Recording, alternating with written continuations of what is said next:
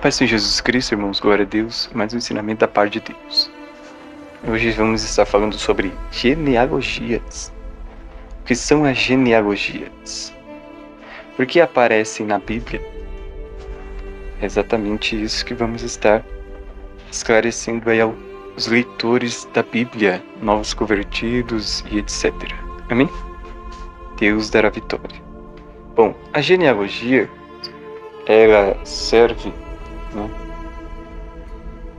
seu fim, a sua determinação, é uma contagem de gerações. Amém? Genealogia, vamos observar que são contagens de gerações, como fulano gerou ciclano e ciclano gerou beltrano e assim por diante. Vamos ter alguns exemplos dentro da palavra de Deus, uns curtos, outros bem mais longos, como aparece algumas determinadas passagens. Mas tomando base aqui no livro de Mateus, capítulo 1, e vamos tomar apenas 2 versículos desse capítulo, que é o 1 e o 2, para estar explicando um pouco sobre o que é a genealogia, a sua lógica e para que serve, Vamos lá? Mateus 1, capítulo 1, versículo 1 e 2, diz: Livro da geração de Jesus Cristo, filho de Davi, filho de Abraão. Abraão gerou Isaque, Isaque gerou a Jacó, e Jacó gerou a Judá e a seus irmãos. Amém?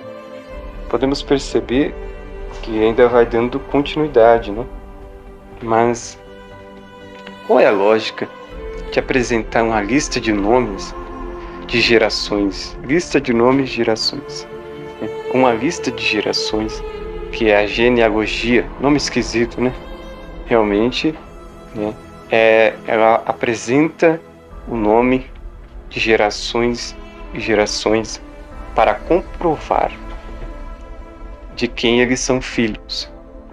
É importante saber que o povo de Israel, no Antigo Testamento, na Antiga Aliança, de Gênesis até Malaquias, tem algumas partes que vão apresentar que quando eles estivessem em viagem e alguém saísse de uma das 12 tribos de Israel e fosse visitar alguma outra tribo ou alguma outra cidade que fazia parte de Israel, eles, quando se encontravam numa praça, um ou outro se reconheciam, se encontrassem, e quando eles se saudavam, eles tinham que falar toda a sua geração, não por só decorar e saber, mostrar que sabe quem são a sua geração, não, eles tinham que falar as suas gerações para comprovar que eles eram parentes, comprovar que eles eram amigos dos amigos dos seus pais. Nessa que eles estão apresentando e contando: eu sou filho de fulano, que gerou fulano, que gerou fulano. Quando esse estrangeiro que estava de passagem em uma cidade, esse estrangeiro citasse seu familiar que foi muito amigo dos seus pais, foi muito amigo do moço do país que ele está visitando, ele acolheria esse homem, e cuidaria com todo o carinho, com todo o zelo, para que ele não fosse assaltado na rua, não passasse necessidade. Ele retribuiria o bem que a família do estrangeiro fez ao seu amigo. De outra maneira também, se ele citasse o nome de qualquer um dos que eram inimigos de família entre o estrangeiro e o que estava na cidade, realmente também existiria uma grande rincha ali, ele poderia fazer qualquer coisa. Mas nessa situação era utilizada a genealogia, em viagem para essa situação. Na Bíblia é uma comprovação, de que todos são descendentes dos patriarcas Abraão, Isaque e Jacó. Esses é uma maneira de comprovar quem é filho e quem pertence à nação de Israel. Quem recebe a herança, quem tem direito de terras, dinheiros, direito de casamentos, de dotes, tudo. Então, toda essa genealogia, ela vem também para comprovar a existência, né? Olha só que maravilha, a existência de tais personagens, porque tem até hoje pessoas que pensam que são apenas personagens fictícios, que não existiram, que é apenas a Bíblia se baseia em histórias contadas verbalmente, de geração para geração, como se fosse um folclore, mas não é dessa maneira. Foram contestadas, né, comprovados que é verdadeiro esses personagens, né, e que eles realmente passaram pela Terra, não é invenção humana. Então esse é o objetivo da genealogia. Quando você está lendo a genealogia, dá até desânimo, né?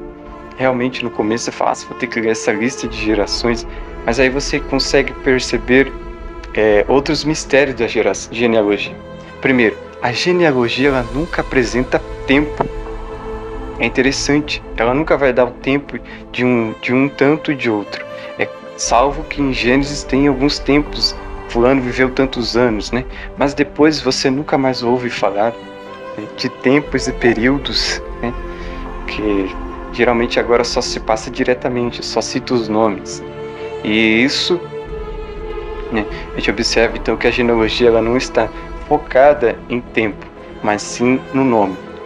O segundo mistério é que genealogia nunca vai apresentar nome de mulher, salvo algumas duas, no máximo 3, que apresentam o nome de mulheres, porque no caso não tinha o pai ou a pessoa não tinha gerado nenhum homem. Mas mesmo assim, muitos que não geraram homem ficaram sem nomes, né, de mulheres escritos, não coloca. Eles até evitam colocar. Por quê? Porque na lei judaica o homem é o cabeça. Então também era alegria demais o homem gerar um filho, né, do que uma filha. Então na genealogia não apresenta homem. E é por isso que isso vai nos responder as perguntas que a gente faz. Quem era a mulher de Caim? A mulher de Caim é as filhas que foram dadas, que não estão contadas na genealogia, porque não coloca nenhuma mulher em genealogia nenhuma. Então desde Caim, desde Abel até Caim, foram geradas outras que eram filhas. Entenderam? E justamente isso responde muitas perguntas que o povo fica meio descabeçado de entender. De Abel até Caim foram geradas outras mulheres, né? E assim por diante, todos que foram tendo filhas não colocam na genealogia, só colocavam de um homem, quando nascesse outro homem, colocava de novo, e mesmo se ele tivesse mais 3 filhas e depois nascesse o homem, ele ia colocar o quarto, porque era que era homem, amém? Então não se colocavam nome de mulheres, amém? Interessante isso daí. Então esses são os mistérios da genealogia, possamos estar atentos na palavra de Deus em nome do Senhor Jesus.